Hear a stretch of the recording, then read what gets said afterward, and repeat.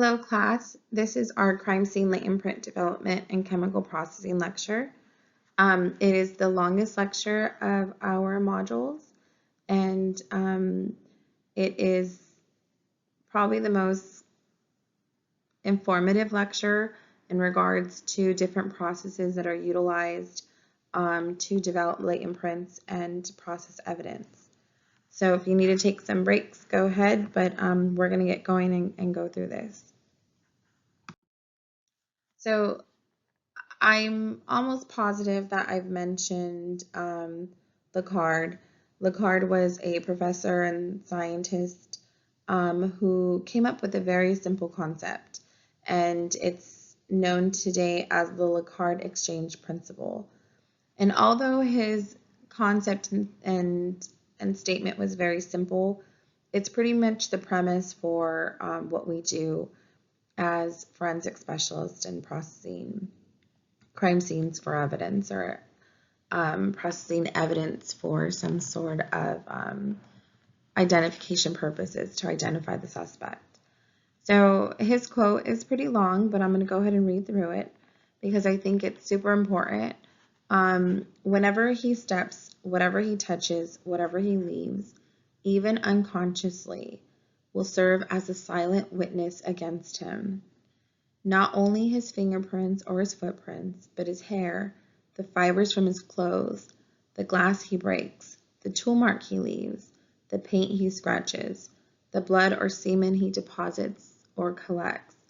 All of these and more bear mute witness against him. This is evidence that does not forget. It is not confused by the excitement of the moment. It is not absent because human witnesses are. It is factual evidence. Physical evidence cannot be wrong. It cannot perjure itself. It cannot be wholly absent. Only human failure to find it, study, and understand it can diminish its value. No pressure. So it's pretty much up to us forensic specialists to interpret what we see, interpret things as evidence on a crime scene, and decide whether or not it would be something that we need to process. And so our failure to find it will diminish its value according to him, and understand it, and meaning just understand how it was related to the crime. So the Lecard exchange principle refers to the situation where every contact leaves a trace. That's his statement, that every contact from one subject, one thing to another, can leave a trace.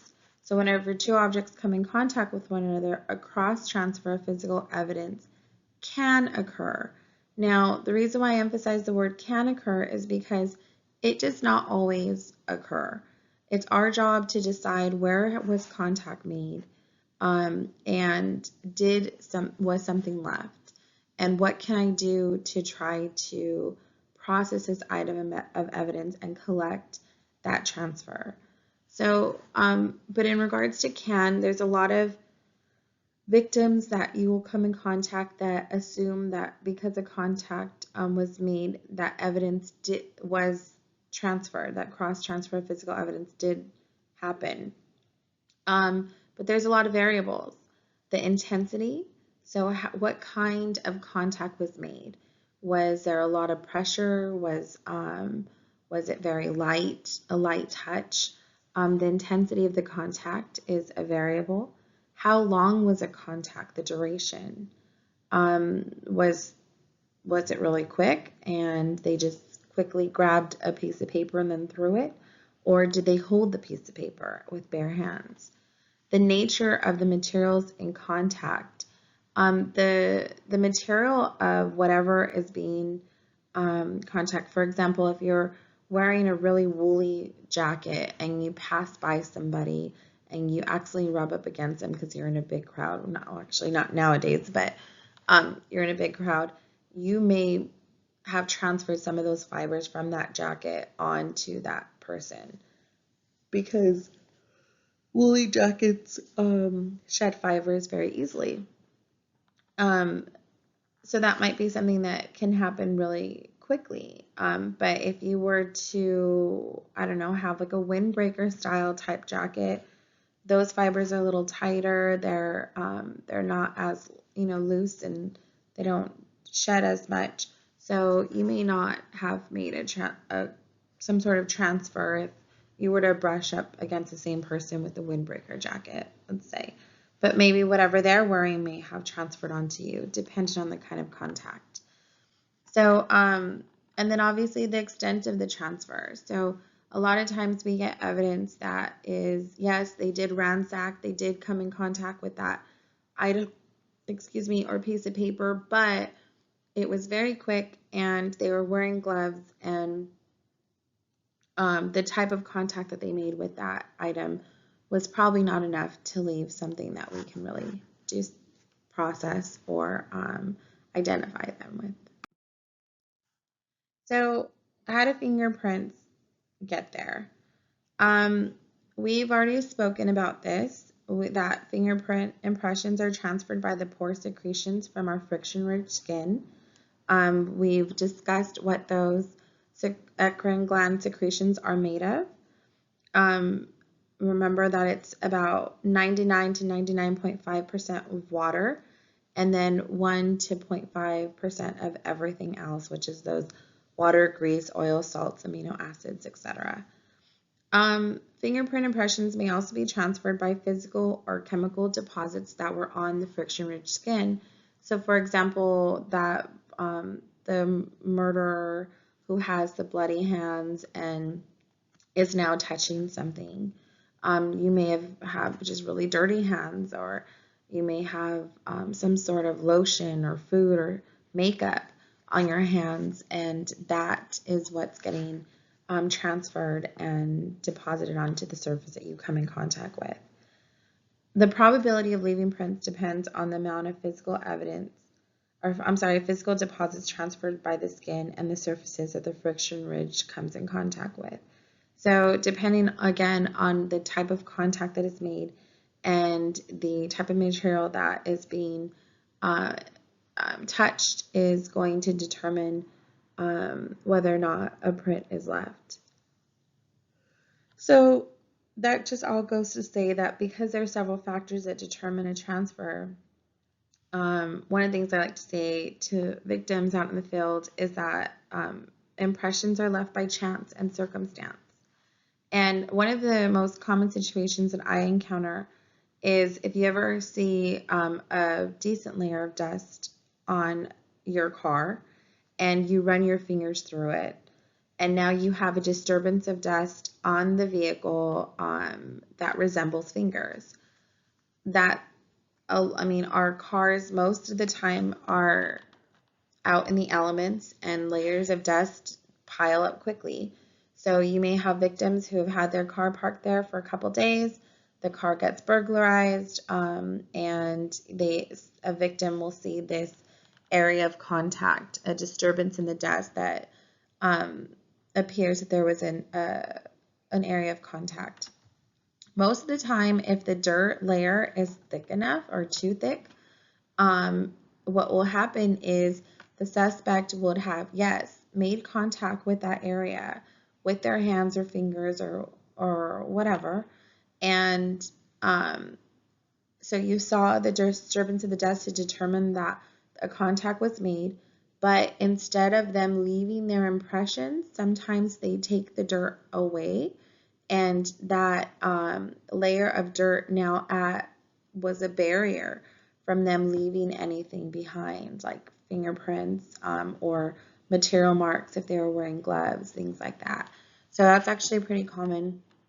We still process it because we first do a visual examination and then process it for fingerprints and the chance that we might get something. We even process a lot of the times for material marks or glove marks, or if we have an option for DNA, which has a lot more stringent criteria as to whether or not we're going to do that.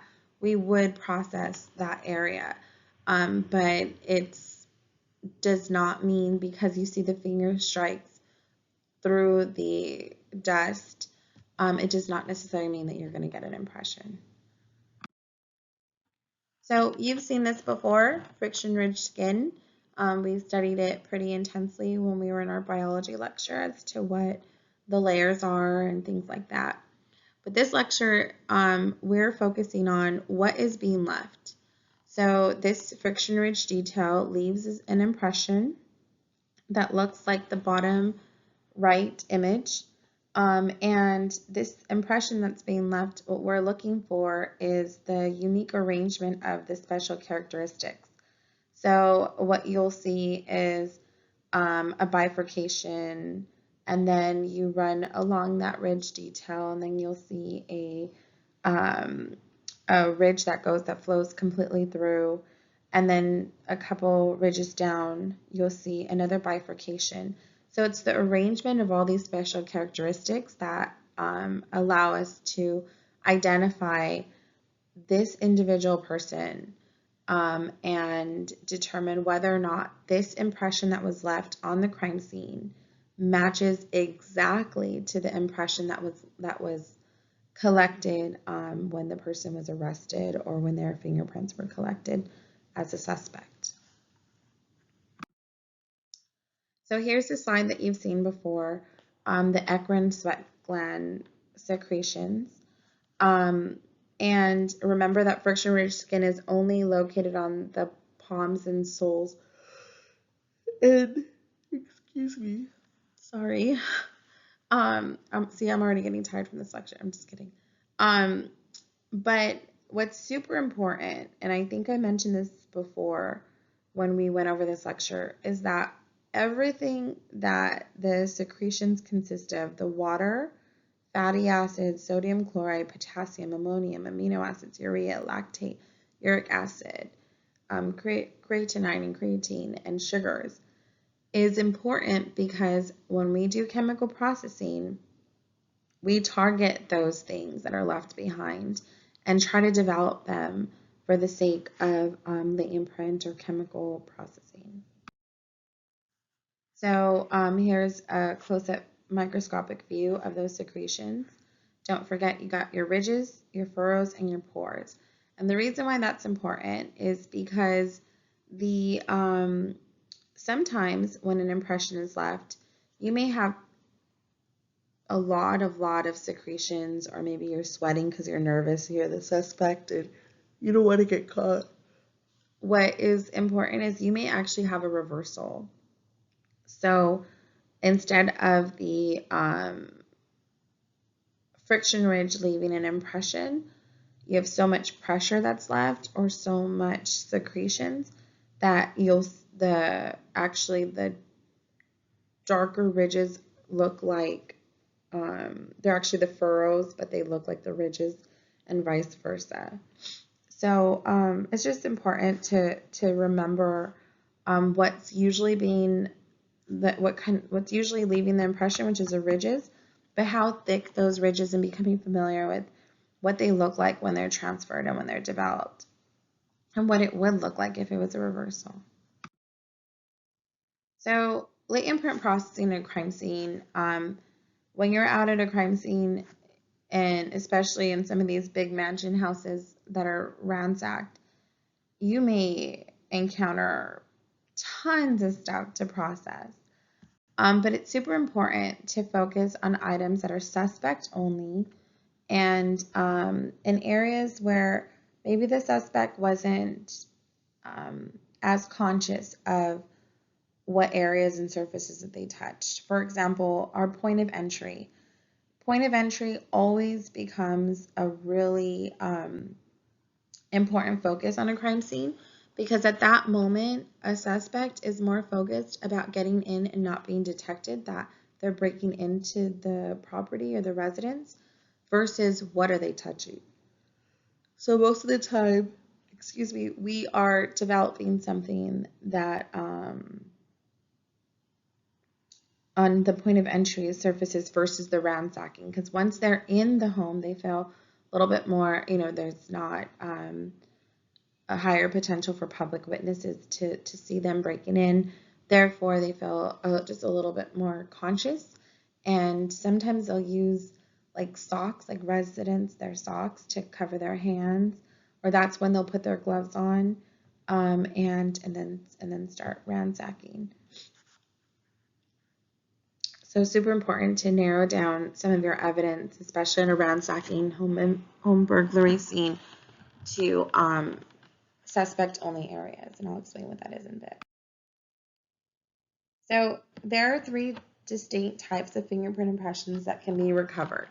We have latent, and latent pretty much means that it's not easily visible to the naked eye. Now, if you were to use oblique lighting, kind of like I showed you, I think I showed you with some of your cell phones when we were talking about using a flashlight for a visual aid, you may see those secretions that are deposited or left or transferred onto a surface, especially a non-porous surface, by just looking with light. But latent still means that even though you can, it's mostly not easily visible, you need some sort of visual aid, but that impression needs to be developed with something so that you can be able to examine those friction ridge characteristics and do a comparison. Most of the time, we're processing our latent prints with our chemical processing procedures.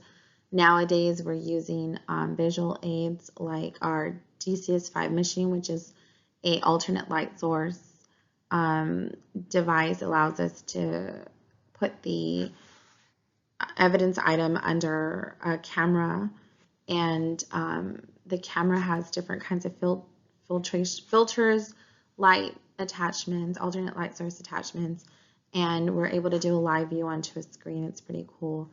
And see prints that have not been developed with any sort of processing technique like powders or anything, any sort of chemical processing. But definitely those latent prints need to be developed. Patent means that it's easily recognizable. It's a visible print that was transferred by something. Most of the time, it's that bloody handprint or bloody fingerprint, or I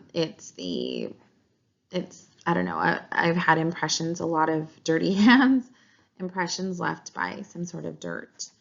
And you can visibly see the impression without a need for development. Plastic or molded print, a lot of people also use the word molded nowadays.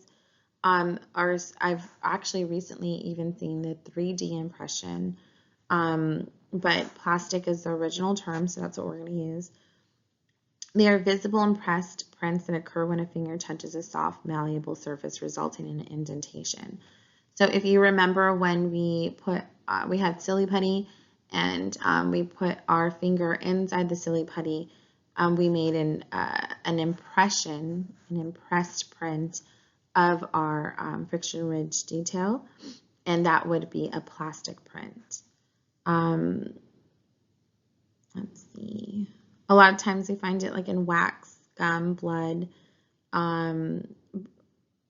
Let's see. I'm trying to think where else I've seen a plastic print impression.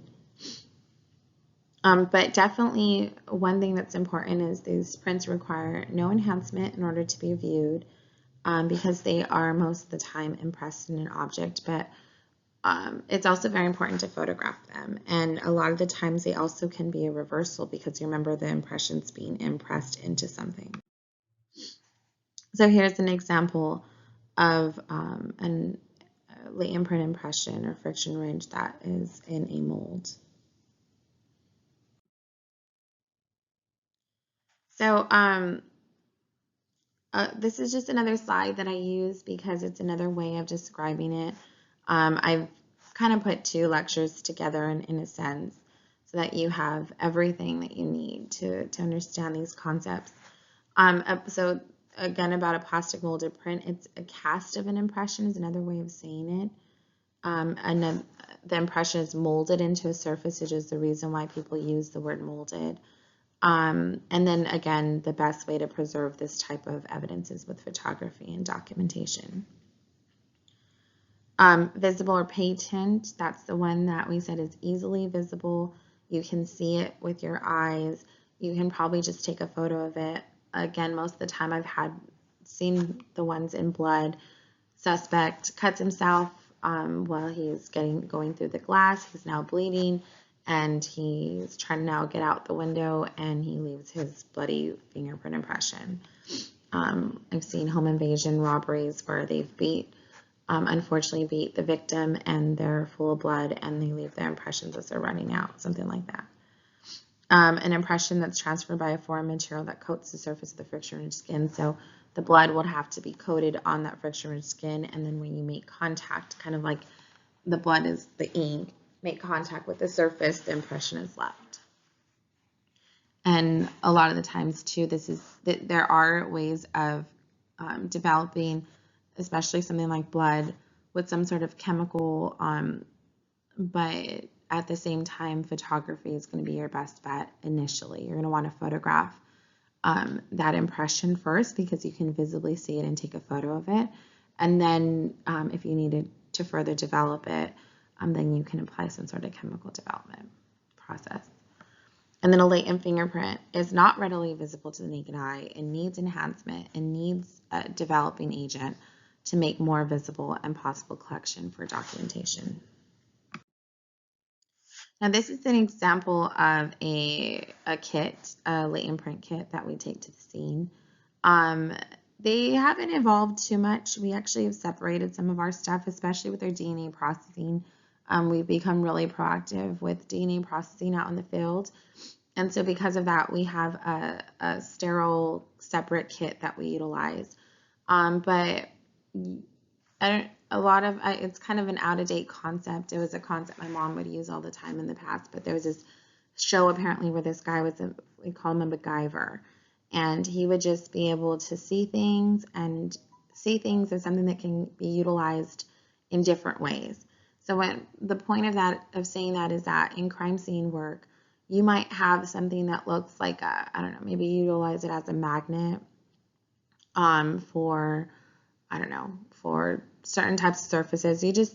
There's so many different tools and things that you can use in the field that are usually used for other things, but you just get creative and see how you can apply them to crime scene work. So an example of that, you can't really see it 'cause it's in the foam, but we have these little mirrors that are used in like construction type work, or even like I think electricians use them, but we use them as a visual aid to see under surfaces. So like under a door handle, or things that are not easily visible and it's not possible to bend and look under. But our typical stuff is lifting tape, latent print cards, both colors, black and white, because you want contrast depending on what kind of printing powder you're using. Of course, your latent print powders, brushes, gloves, flashlight, envelopes. Most of the time we use our envelopes to put our latent prints in after we're done with the scene so we don't lose them. Rulers and scales, things for measurement, super important. How high was the window? How big was the window? How big was the opening that the suspect crawled through? Things like that. Leatherman tool set, always good to have, comes in handy. Extendable mirror, that's what I was talking about. Tape measure. Shoe impression plastic lifters. We get a lot of shoe impressions that are questionable on scenes, and those lifters are great just to go ahead and collect those. And then an elimination kit. So you're always going to have the victims or people who think that, okay, well, this is my car and my prints are all over it.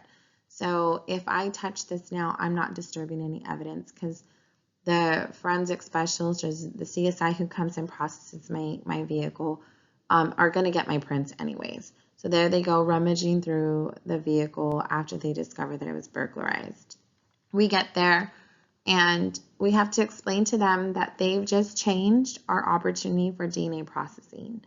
Not to say that we cannot do it at all, but now they've exposed that surface since the suspect came in contact with it, to now either have to take their reference, or if multiple people were near the car. Now, once that reference count goes up to like more than 3, now we're not going to process that car for DNA evidence. So that just became eliminated. The other thing that they just did is that if you remember how You can even do a little experiment with your phones or something that is smooth and non-porous. You put an impression on there and then you come in more contact with that surface. Look to see how long those impressions last based on your contact. Those impressions can get wiped off very easily. Remember, they're made up of 99 or 99.5% water. And even everything else that they're made up is more of like I don't know, more of like a liquidy secretion that can get wiped off. So because of that, they've just potentially wiped off the suspect's prints from the surfaces. So a lot of the times we're collecting their elimination prints so that we can compare them. If it's their car, obviously we need those anyways to compare their impressions, or anyone who comes in contact with that car, their impressions to the impressions that were collected. Here's just some cool pictures of some of our latent imprint processing, what it looks like, how the impressions look. This guy is using a blue light as a visual aid to look at some impressions. And a couple of these, if you look at bottom right picture, that's actually impressions that are developed with cyanoacrylate, which we're going to learn about. The top one is actually my favorite method. That's a magnetic powder.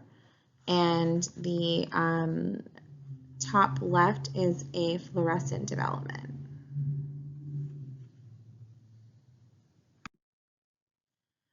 So here are the steps to latent print development. Visual examination is always first. We talked about oblique lighting in person. We had a flashlight out and we put it at a 45-degree angle. You're going to be able to see a lot more things on that surface than you would have if you were just looking at it straight. I would do an experiment with this. Get a flashlight, go ahead and look at some surfaces around your house, and see what you see on those surfaces, especially those smooth and non-porous. So the first thing that you're going to want to do is that visual examination using oblique lighting.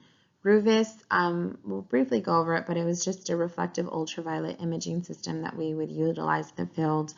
It's a shortwave ultraviolet light with a scope, and we would be able to see impressions and or areas of contact prior to processing.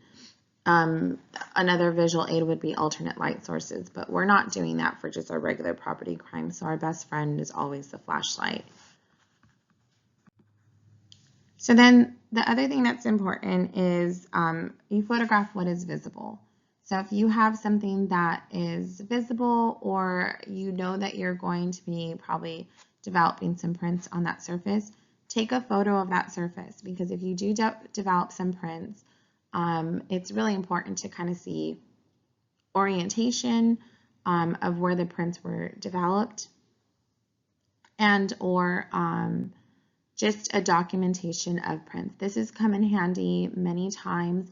With the FBI, it's actually a standard. They have to photograph what is visible initially, and prior to developing your lifting. Assess the type of surface that you will be processing. So what kind of material do you have? What kind of powder are you going to use? For example, if I were to use my magnetic powder, which is my favorite, sometimes I'll even kind of test if I'm using magnetic powder on everything that's not metallic or metal. Maybe I get that aluminum file cabinet and I kind of want to test to see how strong the magnet is because sometimes they're a little bit thinner, not made as I don't know, with as much metal, I guess. So you have like different kinds of reactions to the magnetic powder. And I want to test that out on another surface that's close by that maybe was not involved in the scene. So assessing the type of surface that you have and what you're going to be utilizing to develop those latent prints is going to be important. Do you have a dark surface? Do you have a dark file cabinet that needs silver powder? Do you have a light car that needs black powder? Things like that, so that you can also increase your contrast and increase the ability to see what you developed. That's the part, I guess I'm already into step 4, choosing your process. Photograph the result of your processing if necessary, and that's probably more of the standard for the FBI. Before they lift or develop anything, I'm sorry, after they develop, before they lift or collect, they have to photograph. And not only do they have to photograph, but they have to photograph one-to-one. Some labs, this is a standard. For us, it's not. But if you can, or if you know that there's a chance that you may ruin, let's just pretend that the latent print is developed on a very texturized surface and you go to lift it, you may not capture everything with the tape. So it's best to first photograph that latent print that was developed. After you preserve your lift with photography, then you can go ahead and do your lifting. Sometimes there's some casting involved on an impression, like a shoe impression, for example, in the dirt, and then document your findings. And the document your findings. Okay, so sorry about that. I thought I had an image of a latent print card on here in this lecture, but I will show that to you in person when we go over this next week. So in terms of sequential processing is when you're determining what you should do first. So you're making that assessment. You have, let's just say you have, I don't know, a water bottle. The water bottle was, victim says it's not theirs. It was potentially left by the suspect, and it was close to the area that they were ransacking. Deciding what you're going to do first is going to be important. If you make the decision to do chemical processing, there's different steps that will interfere with other steps. For example, if you process with DFO before an anhydride, there's an ability to lose the fluorescence. I'm sorry, if you process with an anhydride, let's see, an anhydride first and then DFO, that's the order, then you might lose the ability for DFO to do its natural fluorescence in terms of how it reacts to the impressions that are developed. So using improper sequencing and not knowing what can interfere with what in terms of development or chemical development can damage evidence or make other processes impossible to perform. So there are charts that you can look up that discuss sequential processing and proper sequential processing. But a lot of the times too, just by having knowledge of what chemical you're developing with is super important.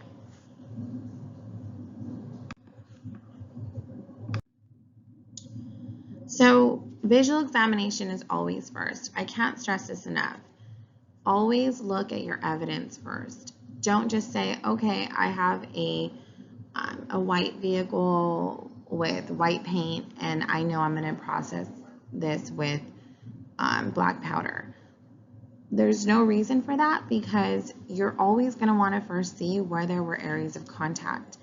If you search and use visual examination first, you're also going to want to see what areas do I see something to develop, and now I kind of have an idea of what areas I can swab maybe for DNA and or areas that I can touch and maybe like if it's a water bottle, go back to the water bottle example, go ahead, where do I hold the water bottle from? So it gives you an idea of where to process, it gives you an idea where to handle the object if necessary, gives you the idea of the size, location, orientation of the print. You get a lot of information just by using oblique lighting or some sort of visual aid to first look at your item of evidence before you process. And when we do the latent print processing and chemical processing lab together, I'm still trying to figure out how we're exactly going to do that, but I have a couple ideas that I think are going to work. Always think about everything. It is evidence. It is evidence, so whenever you decide to handle it, how are you handling it? Are you wearing something so that if you, over your face, so that if you talk, you do not destroy or contaminate any potential DNA evidence? Have you already placed your gloves on your hands? And when you did that, were you conscious about how you placed those gloves on your hands? Did you not transfer any of your own DNA or anything onto those gloves prior? How were you handling those gloves before when you had no gloves on your hands and you were barehanded? What areas of that item did you touch when you grabbed the item?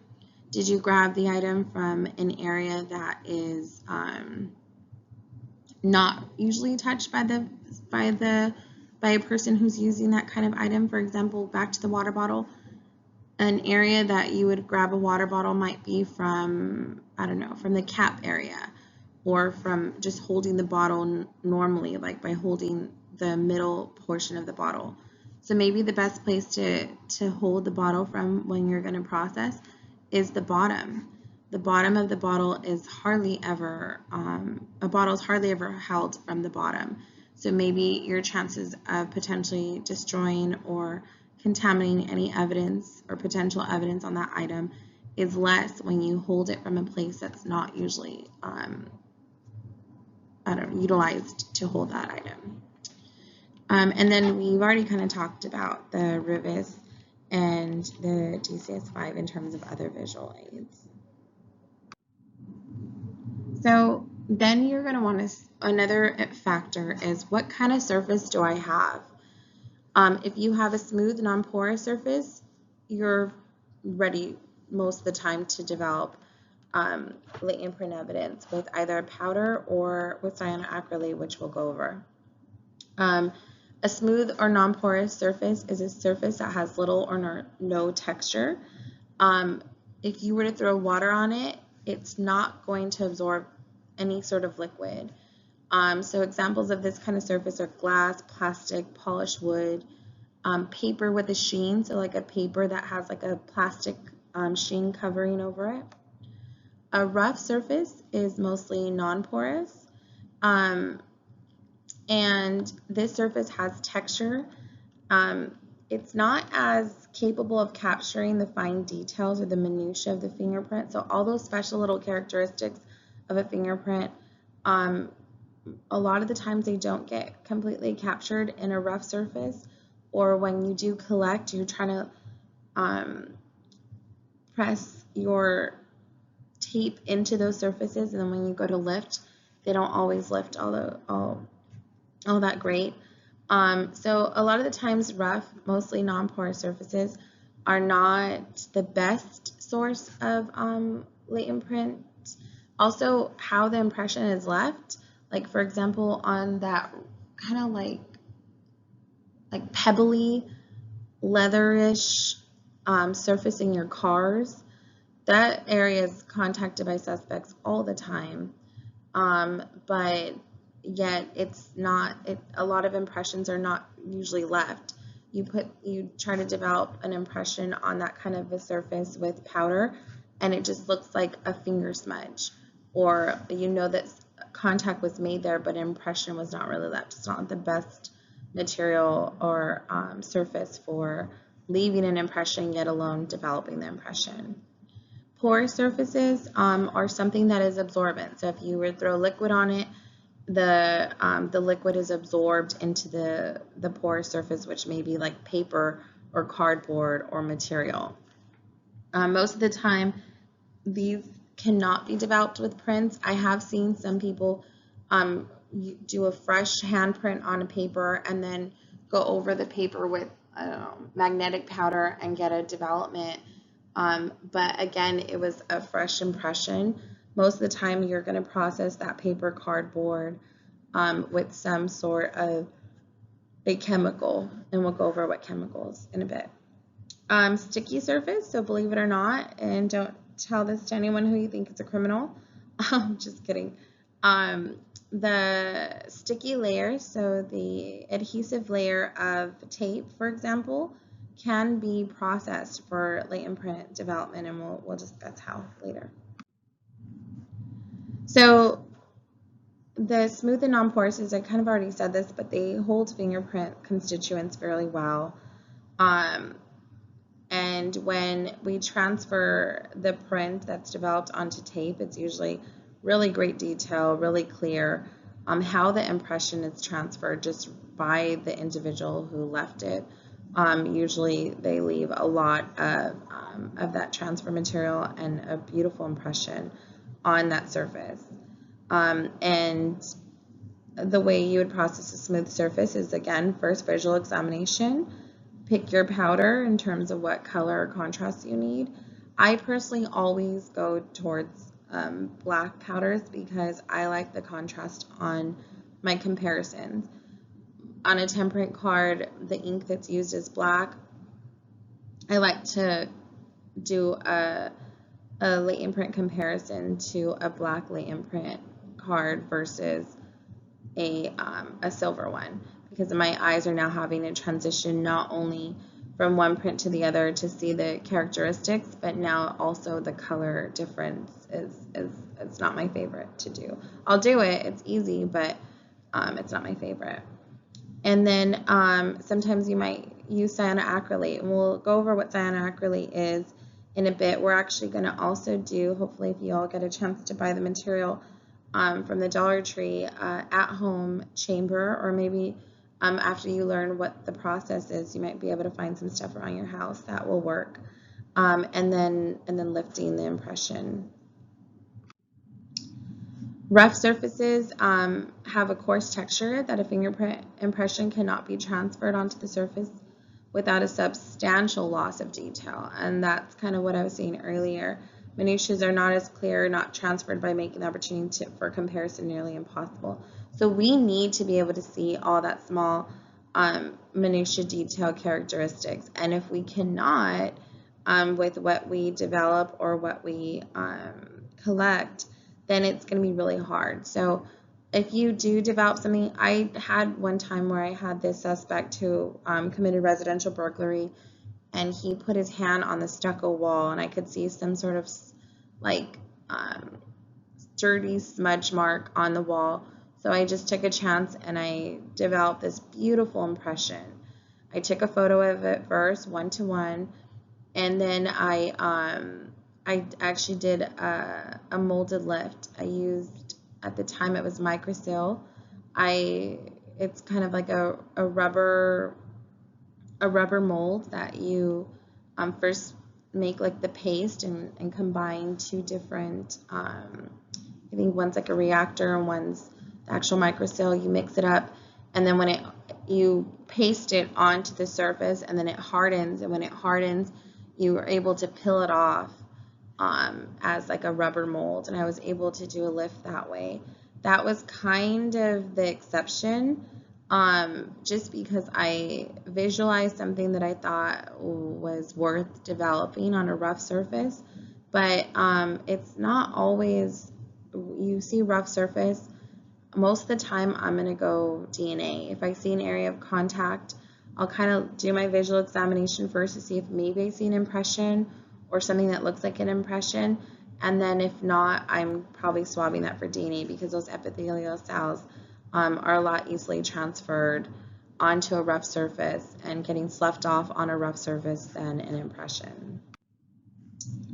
Porous surfaces, like I told you before, we're gonna most of the time use some sort of a chemical developer. They're made up of material that is absorbent. So finger constituents can absorb into the surface as well. And you're not able to lift from paper. So we use tape. You put tape on paper, you're peeling off some of that paper with that lift. So most of the time it's visual examination, pick some sort of chemical developer, and then photograph depending on what kind of physical developer you used. So if you use something that fluoresces or need some sort of alternate light source, then you're definitely going to want to do that. And if anyone was confused about the concept of 1-to-1, basically what that means is there are ways that using a scale, you always have to have some sort of scale, some sort of reference of measurement in your image. But by using a scale, you can set your camera at a certain length and distance from that item or impression that you're photographing. And you also have to make sure that the angle of your camera is exactly parallel to the surface. So it actually takes a lot of work to do a 1-to-1 image. And once you make sure that it's completely parallel, you take that photograph, and most of the time you have that now impression, whether it be a shoe or a latent print impression that was developed, scale 1-to-1. So you've captured it to its natural size. Good thing nowadays we have different programs like Photoshop where the scale reference that you have, that you also put in your image or put up against that item when you photographed it, can assist you in converting that image to one-to-one. So when we scan something at 1000 DPI, for example, on our, if we develop an anhydrous print on paper and then scan it at 1000 DPI, that gives us a one-to-one image. And there's a little bit of debate on the exact DPI, but most of the time the standard is 1000. All right, so sticky surfaces. We're going to go over this a little bit more visually, but sticky surface, adhesive surfaces is just the sticky side of the tape. And unfortunately, they're used, especially duct tape is used in a lot of crimes, maybe to tape someone's mouth down or their hands together, things like that. And these constituents can be enhanced through chemical treatment. Most of the time, you're going to want to process the smooth side of that tape with some sort of powder and or cyanoacrylate, but the adhesive side can actually also be processed. So you're going to want to handle carefully. Remember, those sticky sides stick to one another, and that's always a big problem. Do your visual examination, apply some sort of what we call sticky side powder, photograph your results, and then attempt to preserve, which is, we usually use some sort of clear, like clear film to go ahead and put the tape inside of. And then when the tape dries, the adhesive properties of the tape actually kind of come back. In a sense, it allows us to preserve that tape. So again, I said this already, but photographing the results of your processing each step of the way is necessary. Your next step, and always think about this in terms of crime scene as well. Everything that you do when you come in contact with evidence has the potential to destroy something, DNA and or print. So your next step that you make when you're doing sequential processing, your next step might be the last step. This might be the step that destroyed the print. But every time that you're deciding to do some sort of chemical development or powder development, your goal has the best intentions, and the intention is to preserve the print. But because you do not know if that processing or decision of processing it in the way that you've decided is going to destroy the print, it's best just to document what you have. And also documenting where you process is important. In court, being able to reference an image of where you lifted something is critical. Where was that railing? Where exactly did they step over that wrought iron fence? Where exactly did they touch on that fence, et cetera, et cetera. And a lot of the times too, you take a step back after you develop something, take a step back and look at it for a couple seconds and make sense of it as to how it was related to the crime. And sometimes the photographs may show better detail, or there's programs that can enhance those images of that print impression. So it's always another way, form of preservation, and that's the goal. Your goal is to collect and preserve, or preserve and collect. Okay, so proper documentation of preserved developed latent prints. So like I told you, I knew there was a latent print card somewhere on this lecture, and here it is. So the things that we're going to want to include are the case identifying number, the date and time, when did you collect the print, what case number for the police department can we reference for this scene. You're going to want to draw a sketch with orientation, some sort of reference name. Most of the time that's important, sometimes it isn't because you have your case number. A written description of where the impression was collected. So not only are you drawing where you collected the impression, but you're also now writing an example of where you collected the impression. Location where the evidence was processed. So that would be like the address of where you were when you collected that evidence. And then on your report in a narrative, you would include the steps that you took when processing different solutions or method with your evidence. So here's the back of the late imprint card. So on the opposite side of this card, that's where you would place the impression. Most of the time, the other side of this card would either be black for your silver powder or white for your black powders. So here's the section for your case number, your date and time. Your offense is the kind of crime. So if it's a residential burglary, the code is 459. If it's an attempt theft, 664 means attempt, and then you would put /484 for attempt. I don't expect you to learn those codes now, so don't worry about that part, but that would be your offense. So right now, if you wanted just to describe what the offense was, that'd be fine if you wanted to put something in that line. A lift number, most agencies, when they're collecting their impressions, they collect it in a sequential order and they add a number to that order.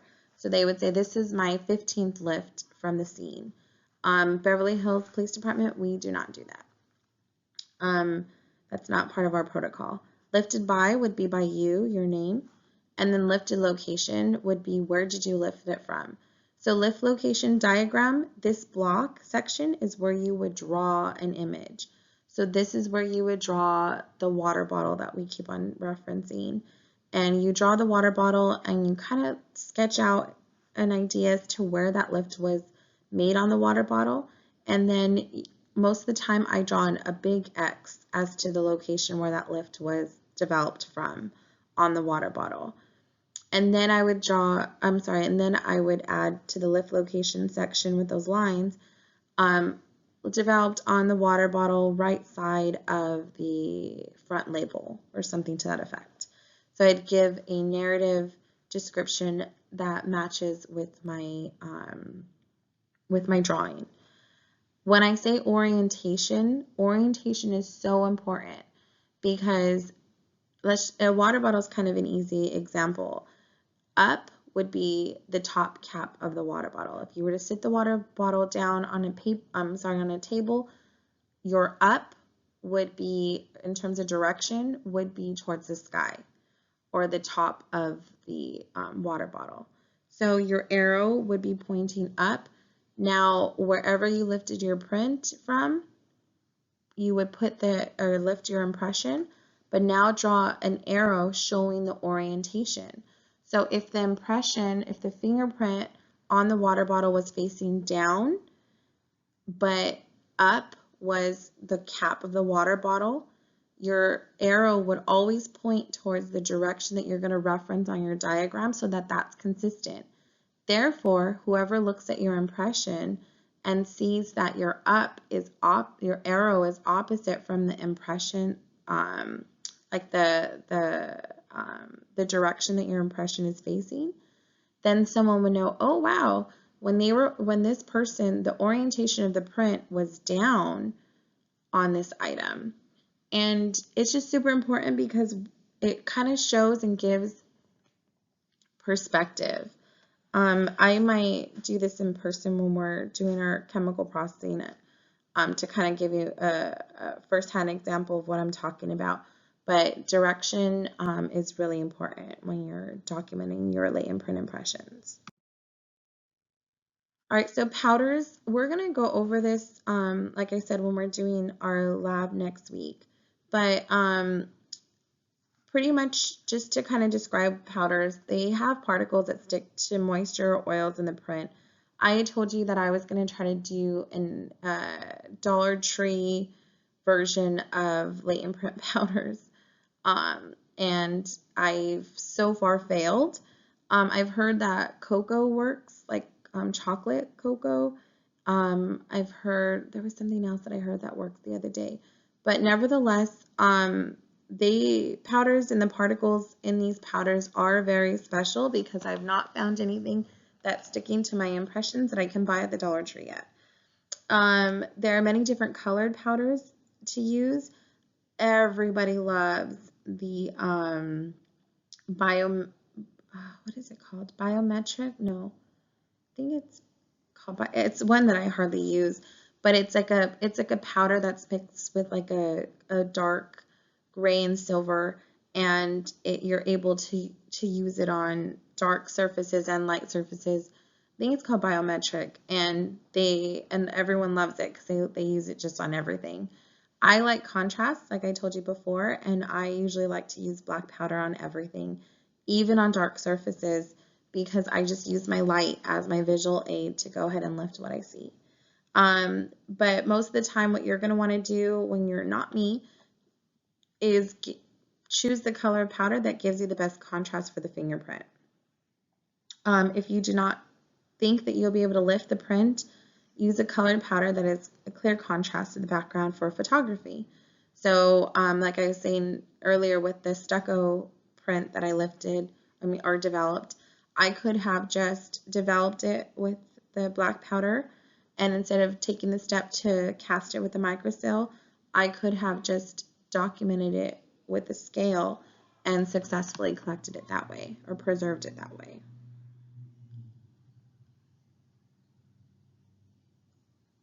Now, fluorescent powder is also an option. Most of the time when you're using fluorescent powder, you're going to have to use some sort of a alternate light source that corresponds with the color of fluorescent powder that you use. So you're just adding extra steps. That kind of powder, you use a feather brush because of the lightness of the powder. And most of the time you're only going to use a fluorescent powder when you need to drop out the background. So if you're processing that magazine, those latent prints on the magazine, and the magazine has that really like thick sheen to it, and you know that you'll be able to do a lift, you may use fluorescent powder on something like that because all the colors of the magazine are going to interfere with the characteristics of the powder. I'm sorry, with the characteristics of the print. So you're going to want to use fluorescent powder, drop off the background, and develop that way so that you can see the details a little bit better. So here's some examples of some impressions that were lifted. Silver powder, I think the top one might even be silver magnetic powder. This is the wand, the one I told you about, it's my favorite. The magnetic powder, if you're familiar with like a magnet doodle, it kind of looks like that. The powder looks like that. With the magnetic wand, you actually engage and disengage the metal part to drop off the powder when you're processing. That's pretty cool. Your standard fingerprint brush, hopefully some of you were able to buy the actual kit and see how that is. I have not found a brush yet in the Dollar Tree or the 99-cent store that has worked or been light enough. I know that our fingerprint powders right now are, what are they made of? They're made of kind of like a fiberglass material. They're really light. But there's one that I can't find, but I've had fingerprint brushes made out of like squirrel hair or things like that. So made out of different things. And then this is actually an impression developed on a feather on the bottom. An item that you would never think, but then how do you capture that? How do you lift it? Would be the question. This is actually an example of that impression developed on something that, like a foam, and the impression is then collected with a casting agent, so you have a visual what that would look like. And the reason why they probably did that is because the foam and the texture of it has a really has potential to interfere. So first an image was taken of it, and then it was casted. All right, we already went over fluorescent powder, so I'm going to skip that, but here are some examples of it. So see, they wanted to drop off the background of the Coca-Cola can. They probably processed it first with cyanoacrylate, which we'll discuss right now, and how that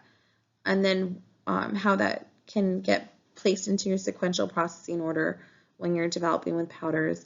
And then once they used an alternate light source, and here that says that they used a crime light, then they were able to drop off the background of the Coca-Cola can, and now you just see the characteristics of the print. Pretty nice.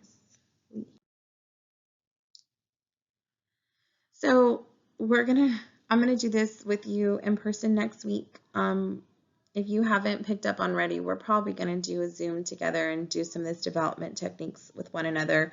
If not, I may do a video so that I make sure that I get all this stuff in because it's a little bit different. I don't know how good the Zoom video quality is going to be over me recording doing some of these processes. But nevertheless, whatever I decide, I'm going to choose the best option for you. But one of the things that's important when you're developing with powders and lifting is your impression. Remember, it's made up of that water. And one of the ways that we use in the field when we're not going to process for DNA evidence is we hydrate the field by using our own breath to pretty much make the huffing sound over the surface. If you were to do that right now with an impression on your cell phone and you have some sort of oblique lighting, you'll see the moisture from your breath go onto the surface and then quickly evaporate. But what you did when you huffed or over the surface is you hydrated the print. If you wait a little bit for that to evaporate and then you process with powder, you've just added some water or some moisture to that impression, which makes that impression actually develop a lot better. And it's just a technique that I learned a long time ago when I was first learning. And again, it's only when you have to wait for the moisture to evaporate. That's a big part of it, being successful. But it's only when you're not processing for DNA. Another thing that's important is your brush strokes have to be in following the ridge flow. So at first when you're developing the print with your oblique lighting, you might not be able to tell what the ridge flow is of the impression that you're developing.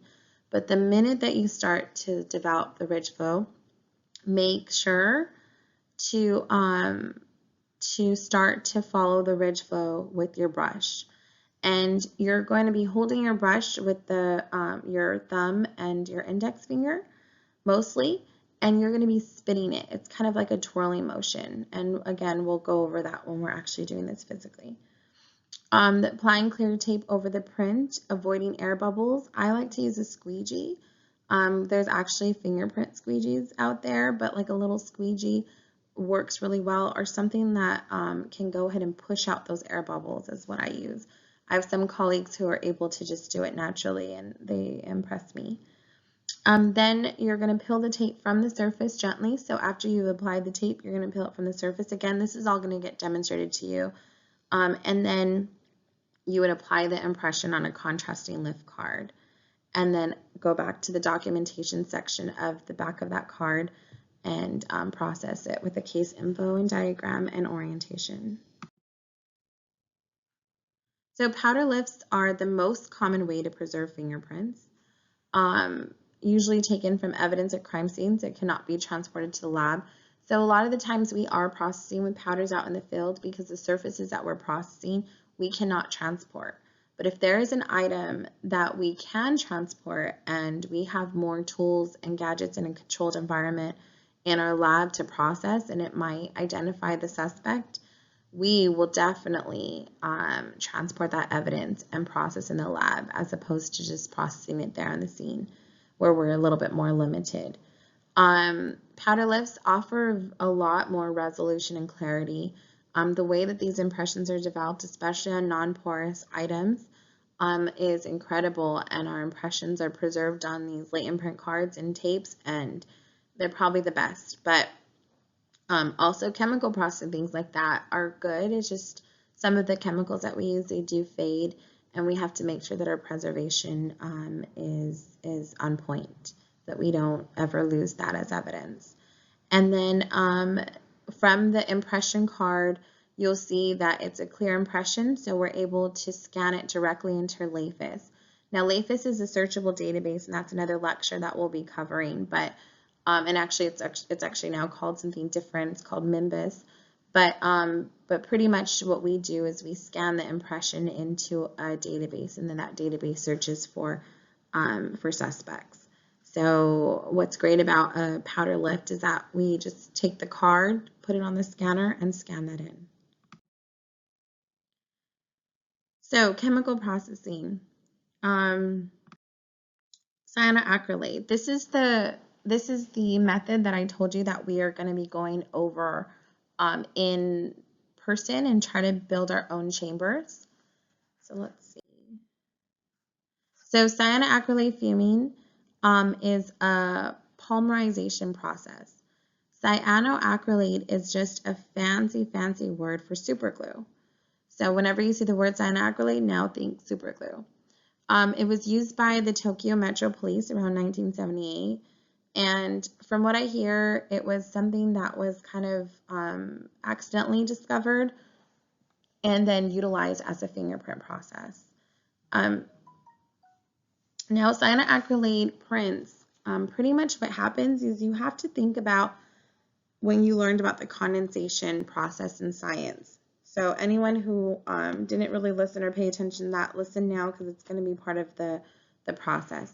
So pretty much what happens is you have a hot plate, something, and you can make these chambers at home. Most of the time they were made in like fish tanks for labs. And some people even make their own chambers where they kind of take the concepts of cyanoacrylate fuming and use all the components and then make a chamber. Beverly Hills, we're really fortunate to have the chamber that you saw in the picture on the previous slide. But what you do is you need a hot plate. So you place a couple drops of the superglue onto the hot plate. Then what happens is the chamber introduces humidity. So the superglue gets hot, goes into the humidity environment. Your evidence is in that environment. So if it was a fish tank, your evidence would be in the fish tank. If it was in the chamber, your evidence would be in the chamber. When it was a fish tank version, people would have like those mug warmers as the hot plate. The mug warmer would be for water, would be placed in a mug, which would turn into the humidity, so like into the steam, so moisture in the environment, in the air. And then the superglue would get introduced, and the superglue would have to be warmed by some sort of hot plate as well. I don't know, I guess they use two hot plates, but I'm not as familiar with the fish tank version. But the superglue would get introduced into that environment with the humidity and with some sort of heat. And as it's sealed, it goes through this polymerization process. And the reason why I mentioned condensation process is because you have to think about something changing with heat or with humidity and from a solid into more like a vapor. And then what we call polymerization is when it solidifies into a cast. So the superglue and the polymerization phase of the process will solidify into like a cast over the latent print. But it can't do that if it's not warmed up or heated into the humidity of that environment that's created. So I will go over what we actually do to make our own at-home chambers. They're mini chambers, so they don't require the same kind of heat, the same kind of humidity, but they definitely do work, and it's pretty impressive.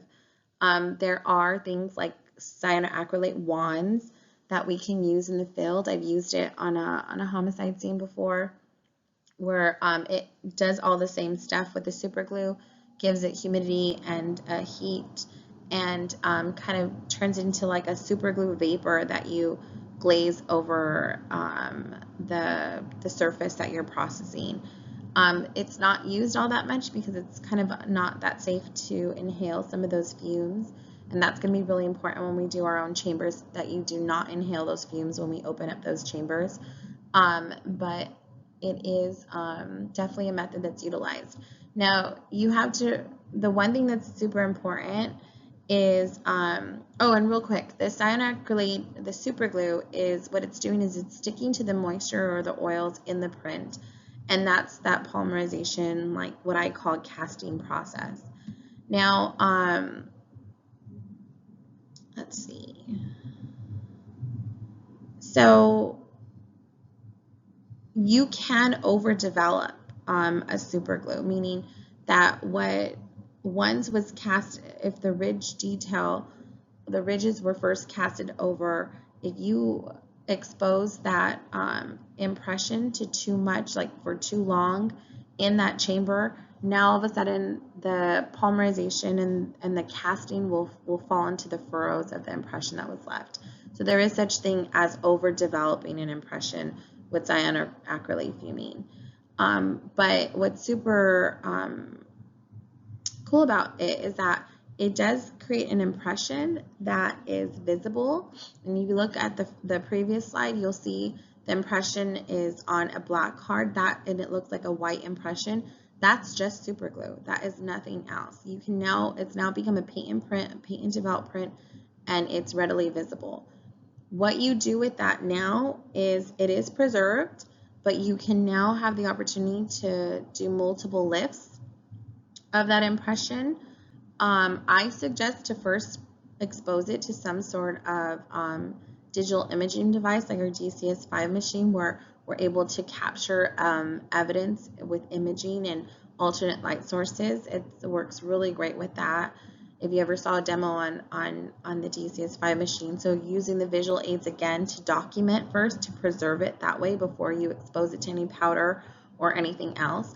But another option is dye staining. So now that you have this cast of the impression, it actually can absorb a dye stain. And once it does that, you apply, most dye stains are fluorescent, and we'll kind of go over that in a second. But the dye stain will absorb that, will get absorbed in that cast of that impression. And now you have a way to visualize that impression a little bit better and document it as well. So here's an example of cyanoacrylate, and I was able just to pick up some from the Dollar Tree, and it works just as great, your typical super glue. Now again, we mentioned the fumes, safety, do not breathe in the fumes, it may hurt your eyes, so you have to be careful. So this is an example of super glue prints from a gun, and this was used in a 187. This is not my scene.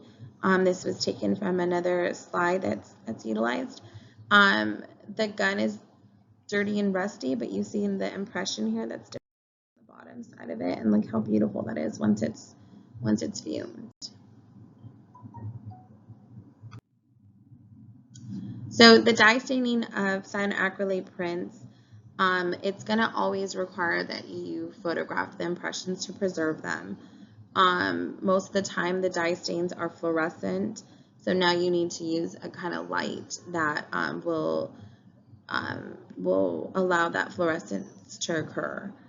And you always have to use some sort of fume hood or area that has good ventilation, because some of these chemicals and solvents are not very safe. So here's some examples of some dye stains. Ardrox is a yellow color under blue light, ultraviolet light. Rhodamine 6G is what we actually use a lot. Now this says it's red color under a laser or fluorescent light. We do use our tracer, our fluorescent green laser light, but ours comes out kind of like a really pretty pink. Let's see. RAM is a mixture of rhodamine 6G, Ardrox, and MBD, and the MBD is an orange color, and we actually don't really use that very much in our lab. So when these are exposed to different wavelengths of alternate light source lights, they usually glow and are glow pretty brilliantly. So this is a fingerprint that was developed to cyanoacrylate, cut in half, and on one side it's stained, the left side it's stained with rhodamine 6G, and the other side it's stained with basic red. Now the reason why it doesn't look like the colors that we discussed is because probably of a filter, a barrier filter that is placed in the camera so that we can go and even capture this. So with alternate light sources, it's very important to, yes, see the impression with the light that you use, but it would be pointless if you can't record it. And the cameras need to be able to see what you see, so a lot of the times they have a filter over, a lens filter over the camera so that you can go ahead and document it. So this might not necessarily be how the impression really fluoresces, but in order to document it, you need the filter for the lens. So light sources. So there are some that are lasers. I'm going to show you a picture of one later, which is just one wavelength color of light. The emission, but it's an amazing laser. It's 532 nanometer wavelength, and when you use it in a room, you have to wear protective goggles. It could burn your eyes out. But you're able to see different layers of paint on your walls, things that you thought were clean that weren't, things that you do not see with your visible eye that you need something like an alternate light source in a different wavelength to be able to visualize. You'll see fibers that inherently fluoresce. You'll see impressions that were left that inherently fluoresce. You see all sorts of stuff with laser lights or one wavelength type of light source. Alternate light sources are pretty much just picture the whole color spectrum of wavelength, and it goes all the way from ultraviolet to infrared light and everything in between, all the colors of the rainbow. So at each of those wavelengths of light, you're gonna, based on the color and what is being fluoresced, if you have access to all that whole wavelength spectrum, you have access to be able to see different things that inherently fluoresce at different wavelengths. Let's see, what else do I want you to know from that? Definitely always wear some sort of protective goggles, know what kind of filter is needed. So you may have one light that needs more of a red filter. Filter also means the filters on your goggles, and let alone the filters. You will not be able to see anything if you don't have the filters over your eyes. And it allows you to just see the things that inherently fluoresce, which is a pretty beautiful world. It kind of reminds me of, there's a movie like that. I forgot what it's called now, but it reminds me of this movie that I saw one time. It's just, imagine if we were able to see the world in a fluorescent view under all these other wavelengths. It'd be pretty incredible. So ninhydrin is a chemical that is going to develop with amino acids. So the development of amino acids on porous surfaces. So this would be the method that you would use for that demand note. This would be the method that you would use for that threat letter. I don't know, a suicide note if you want to confirm that the person who wrote it was the person who appeared to have committed suicide, things like that. So its humidity is utilized a lot in our field. So pretty much we make ninhydrin in the lab. There's a new chemical that's being utilized pretty a lot in labs too now called indindione. And a lot of the reason why is because of how it reacts to the impressions and what's developed. So on the left side of this image is indindione, on the right side is DFO. DFO used to be the fluorescent chemical that was used more often, and maybe might still be used in some labs. But if you see something that looks like indindione versus DFO, you're going to definitely go with indindione. Indindione, though, does not get exposed to humidity. Ninhydrin does. Ninhydrin will develop in humidity, so if you didn't have a fancy chamber like the one on the left that we have at the lab where it controls the humidity, the heat, the timing, things like that, you can even dip something in ninhydrin chemical and apply steam, and that kind of humidity will develop your impression. Indindione is going to require a direct heat source. So the steam setting turned off, and now the iron placed direct heat source onto that evidence item. Remember, you're doing this though with paper type porous surfaces. So like I don't know, not really material, maybe like a tight woven material. If anything, I've never processed material with either of these, but porous more for like cardboard or paper, those types of porous surfaces. So ninhydrin reacts, like I said, with amino acids that are present in sweat, secrete oils to make fingerprints visible. You have to remember that because you are dealing with a porous surface, you're considering that those secretions that were left from the fingertips of somebody who was grabbing that paper, those secretions were absorbed into the paper, which allows us to then develop it in the future. So that 99 to 99.5 and everything else percent of eccrine gland secretions were transferred and then absorbed into the material that you're processing. We then dip that evidence item, that porous evidence item, that paper, that demand note, into the ninhydrin chemical that we made in the lab. And what happens is it also gets absorbed, the chemical gets absorbed, and then when the chemical is exposed to humidity, you get a development of the impression, because what it's doing is the chemical is reacting to the amino acids that were in those secretions. So those secretions that were absorbed, the amino acid component of those secretions are reacting with the ninhydrin chemical that was made. And the reaction is a Ruemann's purple. And if you look back at the impression of that shows under ninhydrin, you'll see that it's kind of like a purple color.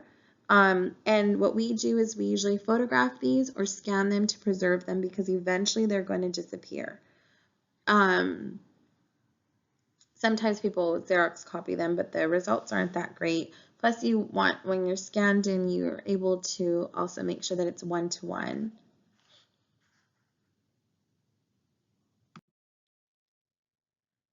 So ninhydrin turns your hands all purple, so you want to make sure to be careful with the chemical. Use rubber gloves or tweezers.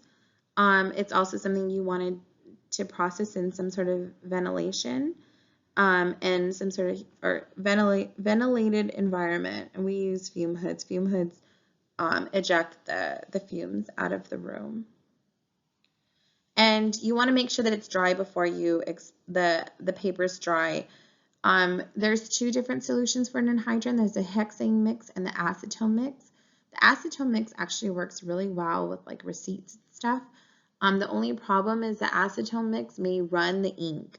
So it's super important, and make note of this, it's super important when processing with ninhydrin, always first make a Xerox copy or a scan of that paper. So if it was a demand note, if it was some sort of letter or note, the ink that's on that paper that the suspect wrote, "Give me your money" or "I'm going to kill you," that ink can run off of the paper with these solutions, mostly with the acetone mix, not as much with the hexane mix.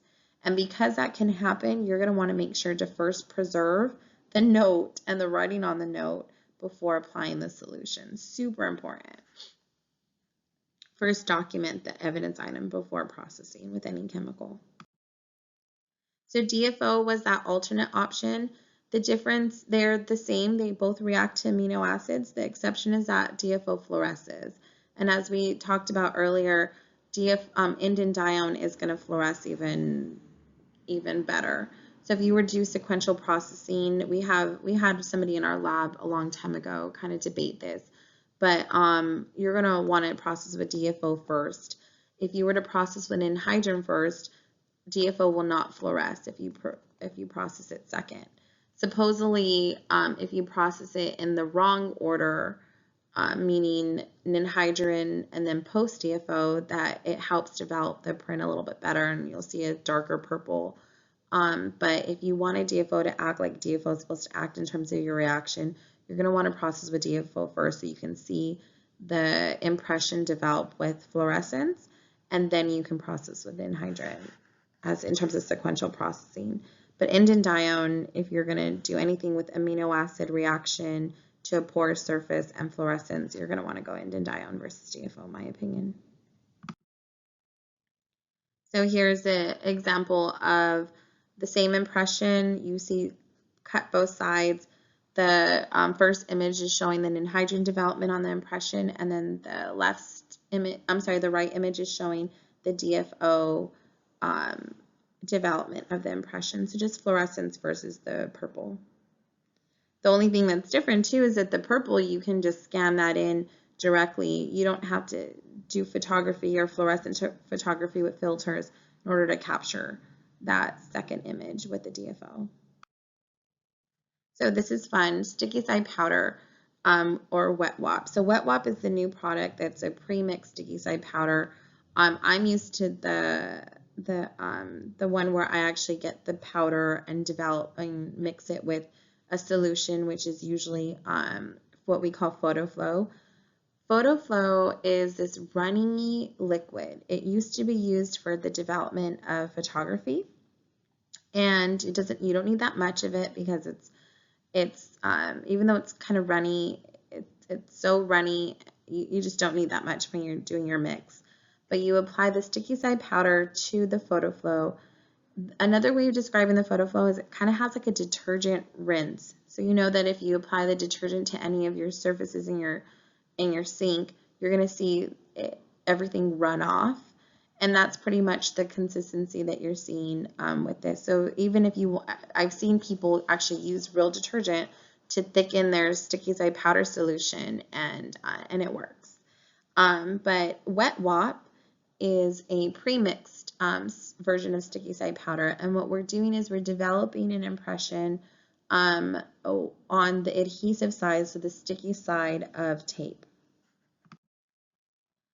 So what it's adhering to is the lipid, the fatty constituents of the fingerprint secretions that are left on the sticky surface of the tape. Remember, all those components of the secretions or constituents of the secretions are super important because that's what we're utilizing to target these things when we're choosing our chemical process for development. There are black or silver versions of sticky side powder for contrast if you need that. PhotoFlow, like I said, it's like a paint-like, I would say more of like a detergent type running consistency. So when you combine the PhotoFlow, it's like a soapy solution to a powder, that's how you're able to see the runoff. But the powder, that portion of the solution is adhering to the fatty lipid constituents that the fingerprints are left on the sticky side of the tape. And that's how you're getting the development of prints. And the prints are so beautiful, and they're always fun to develop and or just save even when you're doing test runs. So what you would do is you'd mix the powder in the PhotoFlow. Again, Wet Wop's already mixed for you. You would paint it over the sticky side of the evidence with a brush, and then you just rinse off. A lot of the times I like to apply the water on the top side and hold the tape at an angle. So I'm letting it just kind of lightly rinse off and run like a waterfall on the surface of the adhesive side of the tape. I feel like if I rinse directly, most of the time I can maybe rinse too hard or the water pressure is too hard and the fingerprint will just rinse away with everything I'm trying to rinse off. Photographing or scanning it in is the way that we would preserve it, but most of the time in the clear sleeves that we use, it stays preserved, especially after the adherence gets re-engaged. Now, the part that says, what if tape is stuck on something, is just something that we use. So sometimes the tape is stuck on something at a crime scene. What would you use? There is this version where you take an aerosol, the air cans that you use to clean your computer desktop area, or that unfortunately some people use for different reasons. If you turn it upside down and you hold it, it gets so cold that it freezes. You have to be careful because it could freeze your hand too, but it freezes the tape. So the chemical process, the chemical properties is what I meant to say, of the tape, of the adherence part of the tape will get frozen, and then you'll be able to peel the tape right off of the surface. So you can even do that if it's like taped on a cardboard box.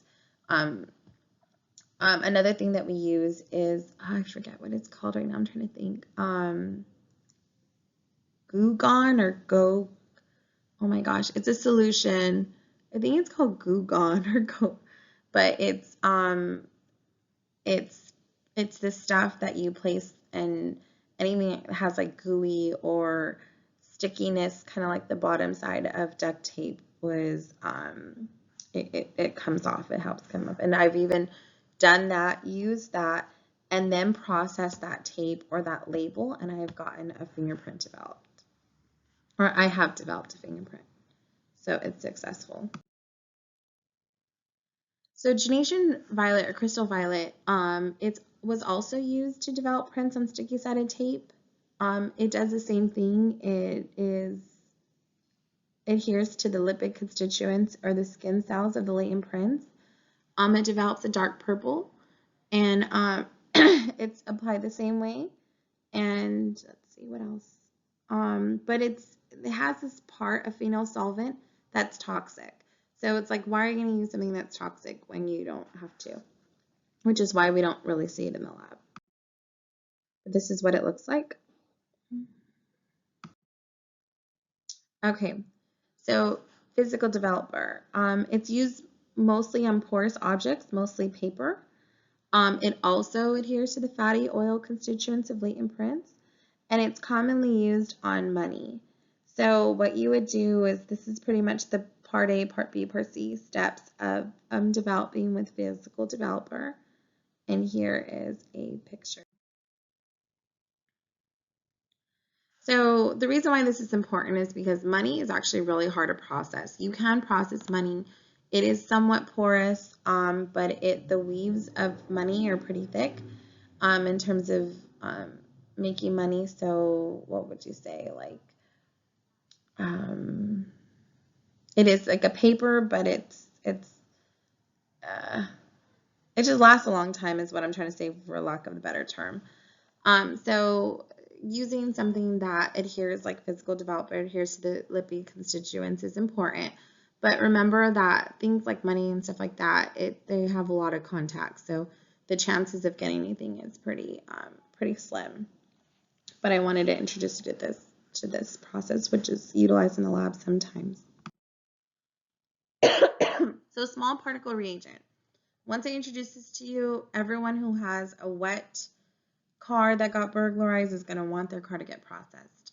We actually don't use this unless it's really necessary, just because of all the element type situations. But if we really needed to, if we had a really bad crime scene in that was still exposed to wet surfaces and we did not have a chance to let anything dry and we needed to process in with that surface still being wet, we can use small particle reagent. It can also be used on dry surfaces, but once you have a dry surface, you have all these other options, so probably would not be your first option. So pretty much evidence that's being applied with small particle reagent is either being sprayed or dipped. It is used mostly for non-porous surfaces. So again, like I said, we have a lot of other options once we have something that's dry, but this would be used if you have something that's wet and you need to process right then and there. It consists of kind of like a detergent and these what we call small particle reagents, and it adheres to the lipid and greasy constituents of a print. So what the process is you spray the solution onto the evidence, and the prints will actually develop as you spray or expose them to the small particle reagents. You let the prints dry and then you photograph them. So most of the time it's kind of like you can do the lifting after they're dry, but now you have to completely wait for them to dry. So why would you do that on a dry surface? But if you needed to do that on a wet surface, then you do have this option. And then obviously just safety stuff is just keeping it away from your face and eyes and washing your hands, because the small particle reagent, like the name, this process does have small fine metal particles within the solution. So this is what it looks like. I mean, it's super cool, but the fact that you have to wait for it to do that is pretty cumbersome when you have other options. But if you have a wet surface and you needed to do this, you have this option. So vacuum metal deposition chamber. These are super expensive, but it's always the option when everything else has been unsuccessful. Pretty much what it does is it applies deposition of thin metal film on evidence. And it's usually used on stuff like plastic packaging, glass, rigid plastics, and other smooth surfaces. And concept is that you place items in this chamber and you have these controls, and it uses like this vacuum, no air type suction type process, and the results are pretty great. It's not utilized by a lot of agencies, but again, it's kind of when you have no other options and it's a pretty big scene. So there's two old processes that I don't always like to cover because they're kind of not utilized anymore, but some agencies still use them, so I don't want you to not have exposure to them at all. Silver nitrate is when evidence is dipped into silver nitrate solution. It appears dark in color, and the prints, once developed, must be photographed. Ninhydrin pretty much has taken the place of silver nitrate process, and the silver nitrate process will stain your skin. Ninhydrin will too, but that disappears. Silver nitrate just was something that was, like, again, replaced by ninhydrin, and maybe soon in the future, Indendione will replace ninhydrin. Who knows? Iodine fuming. I've heard about iodine fuming working really well on actually cadavers, so like on dead bodies. But it is a very old technique, and it's a dangerous one because it causes the person to actually use their breath to breathe out through this tube. But if you accidentally suck, then the fumes, it's it's very toxic to you. So it's one of the oldest technique in latent print development. It's usually used on paper surfaces. It's not a chemical reaction, but a physical one. In an Indendione fuming, natural body fats and oils and sebaceous material of a latent print temporarily absorb the iodine vapors. This results in a changed color from clear to dark brown until the effects are made with time. So I don't know, it's just not safe, so it's not really used anymore. But I heard that some people do use this on bodies. Still, I've also heard of bodies being super glued. Have not seen it, but I've heard that it has happened. So amido black is going to be the chemical process that I talked to you about. I didn't mention the name, but I talked to you about latent prints in blood being developed with a chemical solution. Amido black is one of those chemical solutions. The development of the prints appear dark blue and should be photographed. That's how they look after this solution is applied to the blood. And what it's doing is amido black is reacting to the proteins in the blood and the dyes, and it dyes it black. So this is what the solution is made of. So what you would do is you would fix the blood to the evidence by rinsing or soaking in methanol. Soak up for 1 hour in absorbent surfaces. Wash the evidence with amido black solution until the prints are developed. You'd rinse the evidence with the rinsing solution and then photograph the prints. So this is what it looks like. I don't know if this image is the actual one, but I know that now I'm going to forget her name. There's a very famous scene. I think it's Jodi Arias. She left a palm print on the wall at the crime scene of her ex-boyfriend, and I forget his name too. But it was actually developed with amido black after it was, I think that's how it was developed, because we had a lecture with the crime scene technician, and I believe that that's what she said. So fluorescein, there's two different chemicals that I'm exposed to actually three, that are used for blood luminescence. This one, fluorescein, is one of the original ones. This is the stock solution for it, a working solution and peroxide overspray. So what you would do is you'd spray the solution onto the area where you think there's latent blood, meaning you cannot see the blood. You spray the peroxide solution onto the area, and then the luminescence occurs for about 15 minutes if there is blood, and it could be augmented, meaning visibly seen better with an alternate light source. Luminol is one of the more famous solutions. It also reacts to blood to give a bright blue luminescence. The one thing with luminol, these are the ingredients in the reagent. And under the solution section, you have to set your camera up and have it ready because the luminescence is only good for a few seconds. So you spray the solution over the area where you suspect that there's blood and take some photographs really quickly. It actually takes a lot of photographic techniques in order to capture this because you have to think about timing and light and how much luminescence you have, things like that.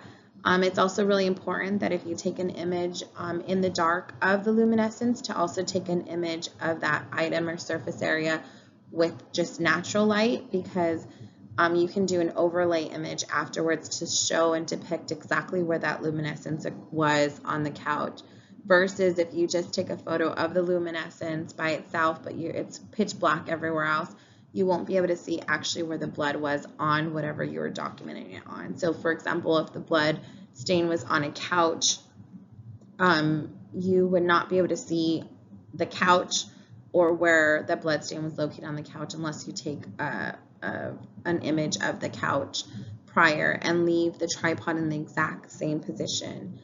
So like kind of a before and after photo. And then use just spray the areas needed. Keep in mind that luminol also reacts positively with detergents, cleaners, bleach, and copper, so there may be false positives with luminol. There are also false positives in the next solution that I have, and I think it also, the next solution, it's like more like iron. So here's Blue Star. Blue Star is what we're using in the crime lab today. There's two different versions. One's like Magnum, which has to have like a stronger, longer reaction, something like that. But in the smaller images or the images on the left side, you'll see what that surface looked like prior to applying the latent blood detection reagent like Blue Star, and then what it looked like once applied with Blue Star and seeing those blood stains that the suspect thought he cleaned up but didn't do successfully. So this is a reagent that we use because of its intensity, how it luminesces. It doesn't take anything else. It's just it's a natural inherent fluorescence, meaning that it's going to just react to the blood, and you're not going to need any alternate light sources or anything like that.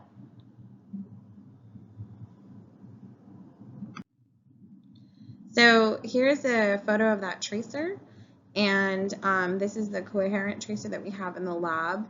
Again, it's 532 nanometer wavelength. It's in the green spectrum of a green laser.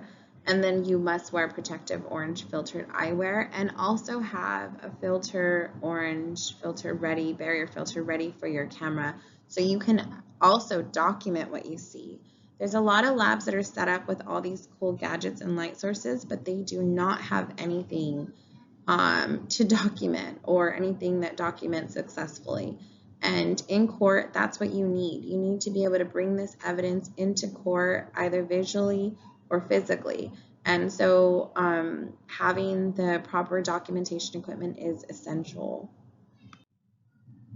And here are the credits to the stuff that we reviewed today. So this is our full lecture. I know it was